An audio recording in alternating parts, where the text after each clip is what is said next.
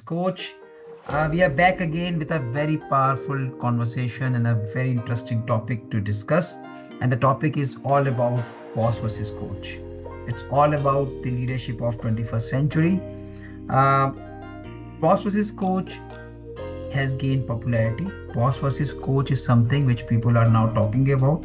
Boss versus coach is something which even youngsters, the Gen Zs are very curious to see, curious to talk about, curious to comment. And that shows the power of transformation that we all wish to see. I would like to recall my initial moment when I started coaching.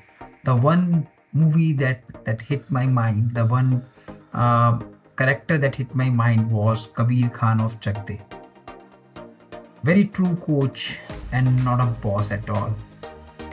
Kabir Khan was not commanding but cultivating. He was not strategizing but inspiring. All of you must have seen that movie, sorry, and you must have seen how Kabir Khan was able to synergize and sync the passion, energy, and ambition of the girls of women hockey team and drive them to a common purpose. And the purpose was to win the title. This is the power of coaching. This is the belief a coach carries. A boss holds the power while a coach transforms that into others. Coaches are the ones who build coaches, who build leaders and not followers alone. So we are here to unfold the expectations, unfold the leadership of 21st century. But before we go to our very exciting and interesting speakers tonight, I would like Olivia to say or share her initial thoughts on how is she seeing this transformation from boss to coach evolving over a period of time. Olivia, you have been doing coaching for last many decades. I'm sure you must have seen the boss's side a lot more than any one of us. How are you seeing that getting transformed into coaches now? Well, Mohit, not enough. I think that's my short answer. It never fails to surprise me. We've all had bosses or teachers or other people who are that real boss, and we know how we don't thrive in that situation where someone is shouting at us, telling us what to do, keeping us down, keeping us small. And I think most people have seen or worked for someone who actually is a really inspiring person, who unleashes potential, who encourages thought, who encourages innovation. So it never fails to amaze me that we don't have more coaches in the business world. But we're going to change that. And leader by leader, we hope that we can get them to be more authentic, more vulnerable, ask great questions, and really listen to what's going on around them and listen to their team and what's important to them. Absolutely, and Olivia, I think the beginning has already been there. The movement has started, and the kind of traction that we are witnessing, especially the last episode when we have Vasudha, who was a qualified lawyer, but she preferred to give away her profession to adopt coaching as her profession, but more like a passion. I think it seems that people are getting very serious to coaching. People are getting very serious to how they want to be, and they want to be like a leader as a coach and not like a boss for sure. And I think this transformation will get a boost very soon with our book, which is gonna hit the market in the month of March. And once the book is out and people will go through that, I think they'll have many more thoughts igniting their mind, many more thoughts igniting their vision, and many more references to see how they can be a coach, a leader, which all others wish to see them as. On that note, let's begin with the podcast of today. And as I said initially, that we have got two very interesting and exciting speakers. So since we picked up the topic of boss versus coach, leadership of 21st century, who else than the leaders, the future leaders can be the best speakers for this show? And therefore, we are introducing to you Navya and Rushal from Indian Institute of Management, Sambalpur. Navya and Rushal has been following this series for a long time. They are brilliant youngsters. They are high on aspirations and they are gonna rock the industry very soon with their leadership skills. So welcome Navya, welcome Rushal. Thank you, sir. Thank you so much, sir. It was a lovely, lovely welcome. So before we begin Okay. with the show, I think we would like you to introduce about yourself to all, what you do, and how are you seeing this leadership journey, and especially on your take on boss versus coach. Okay. I think I'll go first, Rushal. Okay. So I'm Navya and I'm pursuing my final year of MBA from the Indian Institute of Management, Sambalpur. I've been following the series Boss vs. Coach for quite some time now, and it has been nothing less than a pleasure of learning for me. Uh, if I have to talk about my take on leadership and the typical boss or the coach mentality, I would say both of them have their own pros and cons. If we talk about the boss mentality in a few industries, when we talk about, for example, military operations or something called like hard industries like manufacturing or something, the boss mentality matters because then you have to follow a set protocol.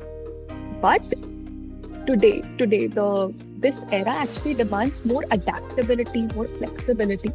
So that also has to be associated somewhere with enabling, empathy, coaching. So that's where the coach mentality comes, and that's where coaching has gained relevance in almost every industry.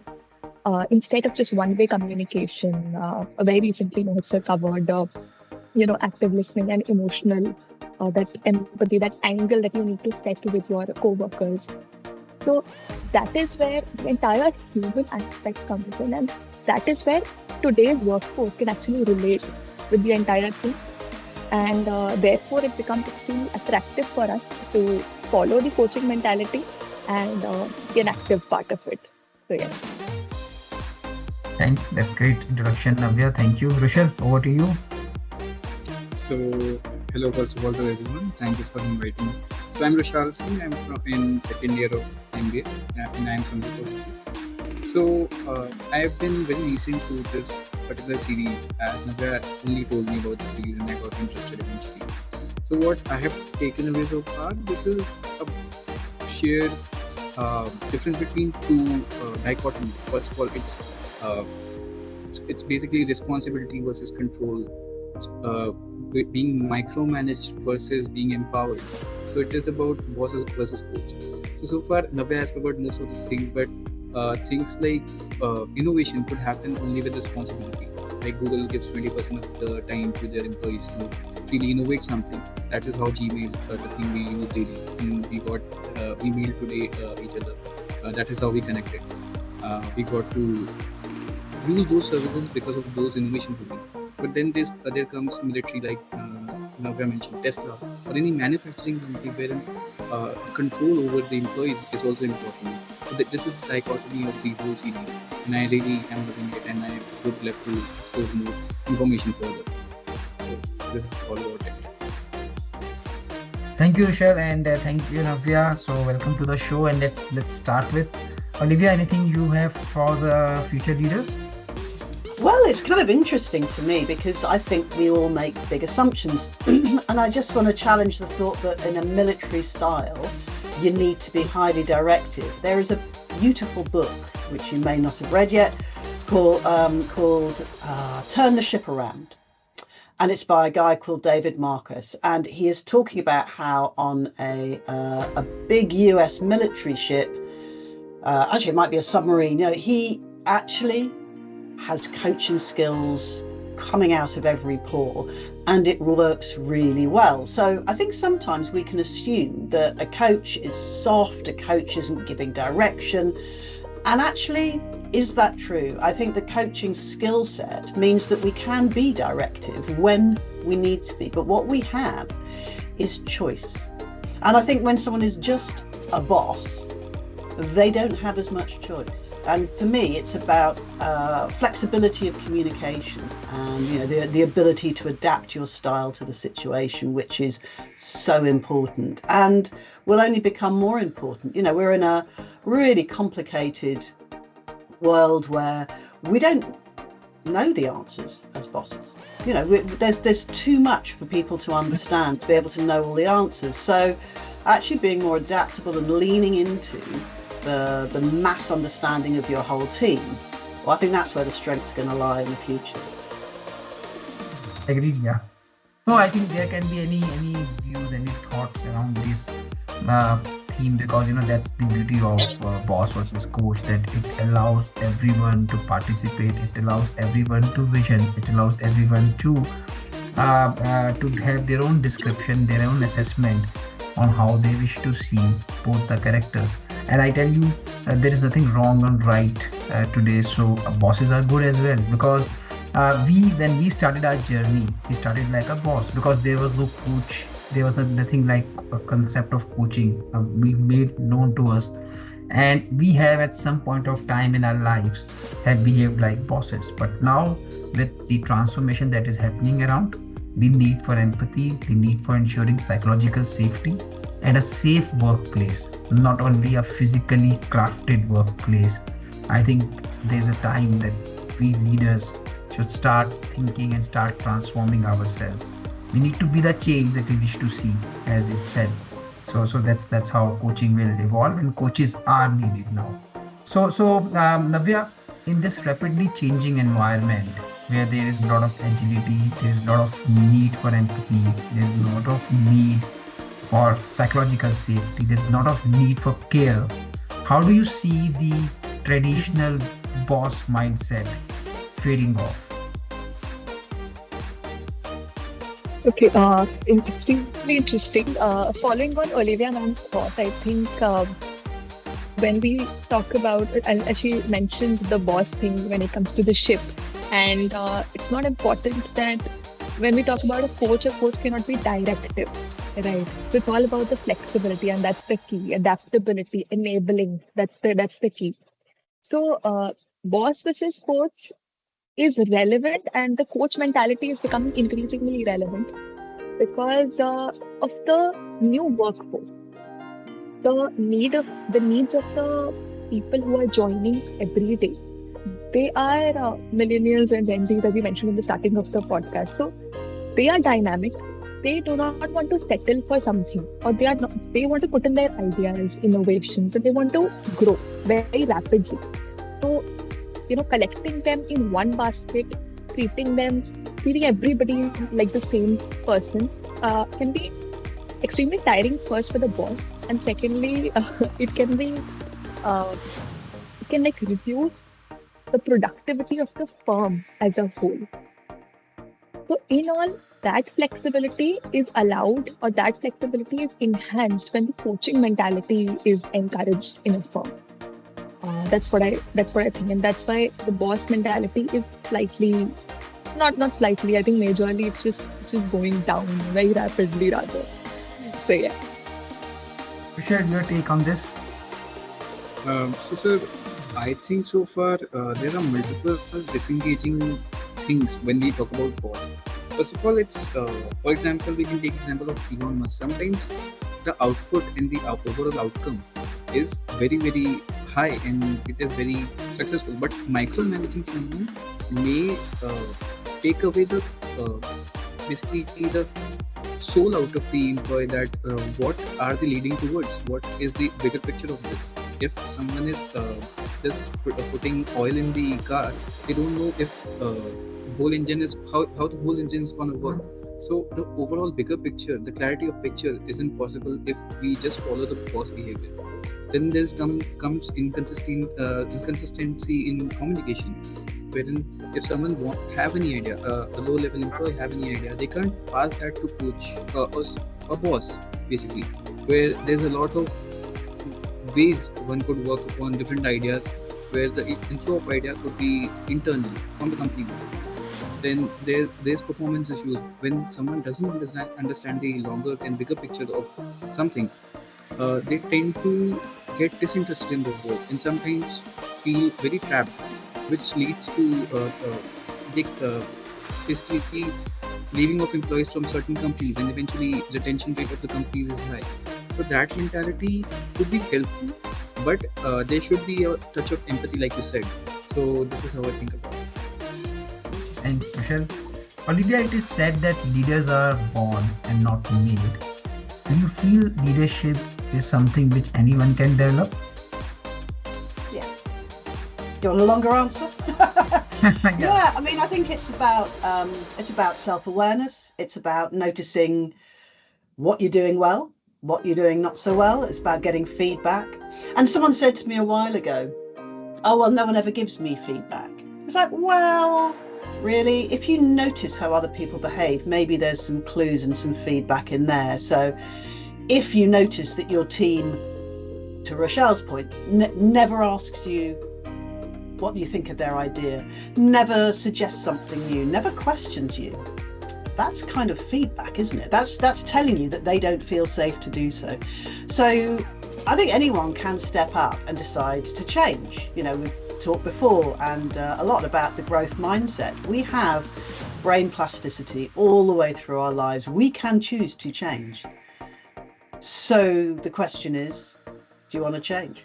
And if you do, I absolutely believe anyone can. And I do not believe that leaders are born. I think we're all born, and some of us are more naturally interested in other humans and therefore perhaps are more naturally leaders who are coaches, but anyone can learn. Absolutely. And that's the power of learning and the power of transformation, which is with everyone. The only need is to take that initiative, take that first step, and realize that yes, I need to change. So Navya, Rushal, you guys are the future leaders. You are the leaders who are gonna take the leadership of 21st century ahead. If I want to ask you, what are the three most essential qualities that you would like to see in the leaders of today and the leaders of tomorrow, of course?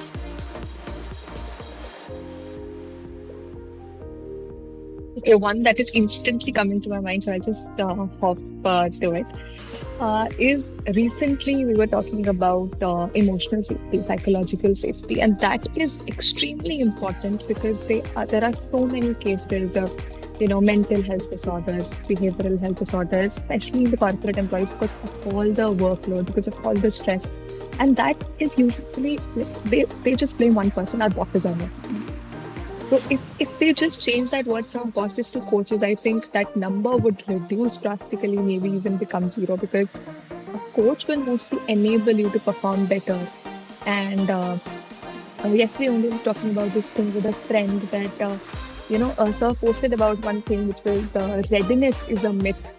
And I so love that concept that mostly bosses tell us that you are not ready, so we cannot, put you in this project, or we cannot hire you, maybe something like that.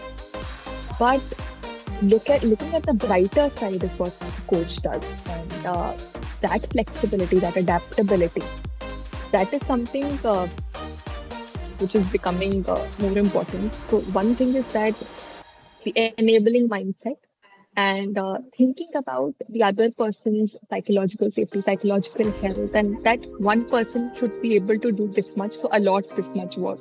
Don't overburden the work and don't overburden the person with too much on his plate. Second would be, I think, transparent communication. That can be one thing, because sometimes the message, the actual task gets lost in translation, or it gets very irrelevant in all those things and all those list of to-dos that you have to do the entire day, and the actual task or the actual objective gets lost. Plus, in all the hierarchical, all the hierarchical setups of the firms, the actual essence of the task or the objective is left mostly unachieved. So the entire thing becomes redundant or irrelevant in total. So I think transparent communication is another thing. I let Rushal think, and I'll let Rushal continue, and by the time I'll just think of the third thing, because it's a very interesting question. I want to answer it very particularly. Yes, Rushal. So, sir, ma'am, I think first and most important thing for for a leader to have is, I think it's active listening and trust in their subordinates, because it leads uh, subordinate to think and take responsibility on their own instead of just getting delegated. So herein they may find different and innovative and maybe efficient ways to do certain tasks and be motivated and empowered with the trust of the coaches or bosses. Where the trust factor comes in, there's a human connection because we are not dealing with computers. We're dealing with humans, wherein uh, empowerment of basically each other is very important. And when a coach or boss, when they basically admire their subordinates with something and give responsibility, that basically shows the trust from the leader to the subordinates. So this is, I think, active listening and trust is very important. To listen to them and to trust them. The second thing I think is clarity in vision, because if a leader is thinking longer picture, bigger picture, longer picture of something, and they are not sharing it to the subordinates, they just have to do the small and bits and pieces of parts. They won't get the output of it. Maybe the whole task be efficient, but the outcome may hinder. So communicating clear purpose may help team to align and be focused. That would be one another thing. And the third thing is basically giving constructive feedbacks instead of just giving feedbacks, which is that, and that is supported by actionable feedbacks. When a boss or a leader basically tells that an employee that you have done this wrong or that wrong, that would may demotivate the employee. But eventually, if they give actionable insights that this could be done, these are the skills you could carry on to do certain tasks, that would be a growth oriented environment for the team, and that would help a leader to be uh, basically successful. So that is my take on this. I just Thank you. continue with the Yes, yes. third point, maybe. So one thing which I think is very essential, and when I was an MBA aspirant, we were then taught that focus on the outcomes, focus on the tasks that need to be fulfilled, rather than just spending hours on books or maybe giving mock. Rather than spending hours, just focus on the outcomes and the objectives that you want to get fulfilled. So the theory of presentism that bosses usually follow, that you have to log in. You have to log in, whether you're working or not working, you have to log in and just follow that strict protocol that's going on around. So that is something that needs to be changed, and that leaders should not do, because the objective is to reach the outcome. The objective is to reach the end line. So why to make it taxing? Even in the 4-day week, when Japan is having a 40% rise in their productivity, then I think that approach can be easily, implemented, and people will be happy working for 4 days and giving a better productivity rather than straining themselves for 6 days straight for like overtime and everything. That is one major point that I'd like to put in. Thank you, Navya, Rushal. Olivia, we often chase success, but leadership is all about significance. So, how do you see the difference between the two? Oh, I love these questions. They come out of left field, everybody. I have no idea what he's going to come up with next. So chasing success rather than significance. I think, well, what is success? I think that's a really interesting place to start, because it comes a little bit to what Navya was just saying. Is success continual growth of the top or the bottom line? Is that success? Or is it about continuing innovation, or about a really empowered workforce that takes you into new directions and shows you something different? And I do feel a lot of businesses are absolutely about the dollar. It's only about the money, and that is an outcome of success. It isn't success itself, in my view. So I think the significance is doing something wonderful. And there are so many organisations now which are moving into like sort of B Corp status, where actually part of their way of being is to give back, and that is their success. That's really significant to me, rather than those organisations who just live to grow. There is a point at which that can't work. Nothing can grow forever. So what are they trying to do? So that's does that help? Was that an answer? I just talked off the top of my head. I agree. Very, very insightful response. And I think, yes, success and significance both goes together, I think. And yes, what is success for one cannot be a success for the other. So it also varies. But yes, leadership is all about creating the impact and building leaders to take this journey of success, growth ahead. So that can be any parameters that you can measure the success on. Okay, so let's quickly move on to a couple of rapid fire questions. Navya, Rushal, be ready, and Olivia, you too. So, if bosses and coaches were emojis, which one they would be? Are we supposed to like enact the emoji? Yeah. So it's a rapid fire, so be very quick now. Which I emoji think will boss look like and coach look like? so. Quick on my head, I think boss would be an angry emoji, and coach could be that gentle soul kind of emoji which has a ring on the head. That could be the one. Olivia, Navya. I for boss immediately thought of the angry face as well. And I think for the coach, I think it's clapping hands. Your Okay, cheerleader. Navya. Yeah. Lovely. Okay, so I think for the coach, it'll be the trophy symbol because it's always a win with the coach.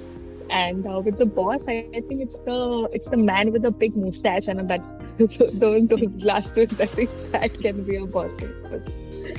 And what's the Gen Z filter for spotting a bad leader?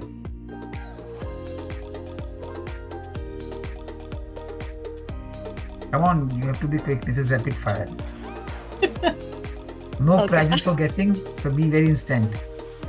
I am extremely off with Gen Z, but I think there's danger ahead. You have to be careful. Something like that. Maybe the PUBG slangs that people use these days. Maybe like that. Something like that. Rochelle, Olivia, you can also participate. It's for you too. Thinking that. So it's the Uh, uh, daily uses which you have to go to. That would be it. yes, I'm not Olivia. sure I remember the question. What was the question?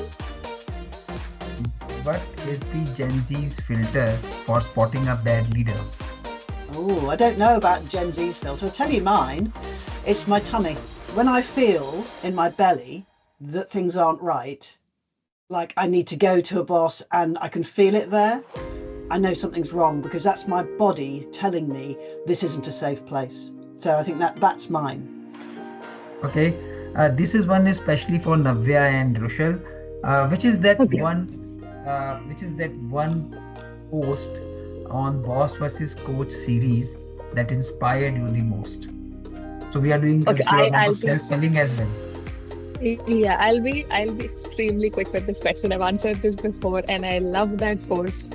It's about readiness being a myth, and I absolutely love that post because I have faced this personally many times. That people have told me that you are a biology graduate and you cannot enter into the business field because it's very the fields are very off. They're 180 degrees, so it doesn't make any sense. But then got from biology into masters, and then now I'll be working in a research firm. So I'm happy about it, and I know what I have to do. So there were a few coaches in my life who said, who enabled this journey, who motivated me throughout this process, and they told me that even if you are not ready now, you will be ready at some point in life. So that is something that has really struck my head, and I'll keep that for me. I'll keep that with me for quite some time. I think it might be like forever. It'll be there with me. Rushal. So for me, sir, I think one podcast basically which I liked was the art of letting go. I've been practicing this for a while now, and the art of basically micromanagement versus delegation, which the way it is said. So that I've also mentioned micromanagement in the initially. So I think that was really, it was a very good course, and I really liked it. because the art of letting go is very important in today's world, because we are loaded with information every day. We are loaded with every responsibilities, and like it's personal, it's professional, everywhere. So the art of letting go is the way to be productive and efficient.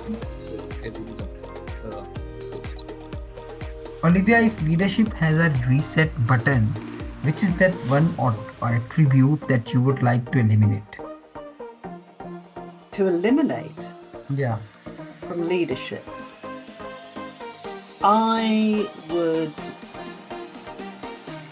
Oh, I keep thinking of positive things. I need to get rid of something. I'd like to see more humility. So what's that? Less brittleness, less machismo, so that people can actually be vulnerable. So whatever it is that's the opposite of being vulnerable, what stops them? Navya, your take on this? What is that one thing you would like to eliminate from today's leadership?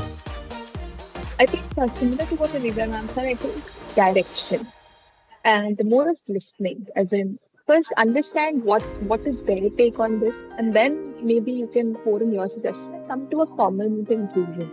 So that is one thing. So more less of direction, more of hearing, and then coming to a conclusion. That is something that I'd like to like maybe lessen the directions.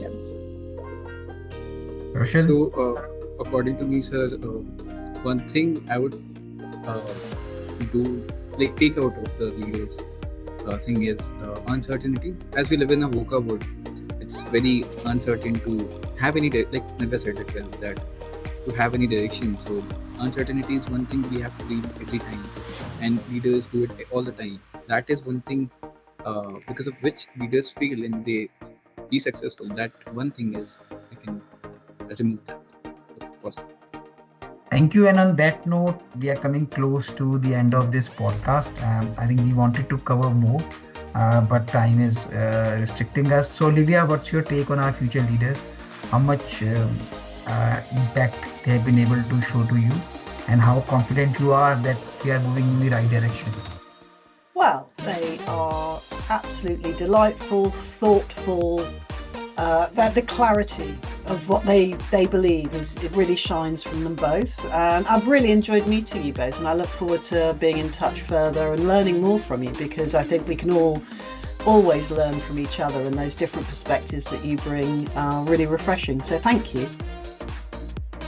And Thank you so thank you, much. Navya and Rushal, and thank you everyone for watching this podcast. And I'll be ending along with the common request of keep following Boss versus Coach. Keep promoting this thought across, because this is not about me or you; it's about us. And as is said, the best leaders don't stand above; they stand beside. And we have got two very exciting youngsters who have shared their insights, their understanding on leadership, and the clarity which they have shared on the show has given me a lot of confidence that the future is in safe hands. On that note, thank you, Navya. Thank you, Rushal. Wish you all the best. Good luck. Goodbye. Thank you. Thanks, Mel. Thank you so Bye. much. Bye bye.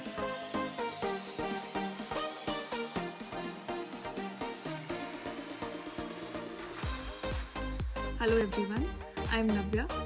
So Boss vs Coach has given me a bunch load of learnings, but one of the key takeaways from the series that I can vividly recall now is readiness being a myth. So readiness is usually a myth which is used to maintain comfort rather than being a true measure of capability. I remember the post which said that growth happens in discomfort, and that great leaders, they recognize potential rather than just demand perfection. So instead of blocking progress by saying you are not ready, true leaders are the ones which say that I will create an opportunity for you, or I will provide guidance, and I can foster that confidence in you. True leadership, or coaching for that matter, isn't about holding people back, it's about empowering them to rise. Because when they will grow, everybody would win. The coaches and the coachees. So that's what Boss vs Coach is also about, and I love that concept. So yeah, that would be it, and I cannot wait to delve deeper into this treasure of learnings with the full-fledged version of Boss vs Coach, which will be out very soon in the form of a lovely book. So yes, thank you so much.